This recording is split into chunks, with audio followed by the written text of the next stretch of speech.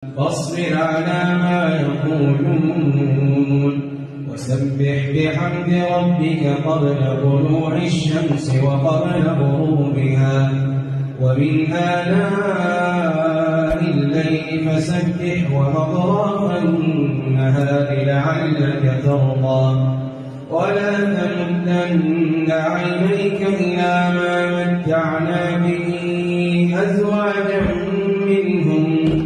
زهرة الحياة الدنيا لنفتنهم فيه ورزق ربك خير وأبقى وأمر أهلك بالصلاة واصطبر عليها لا نسألك رزقا نحن نرزقك والعاقبة للتقوى وقالوا لولا يأتينا بآية من ربه أولم تأتهم بينة ما في الصحف الأولى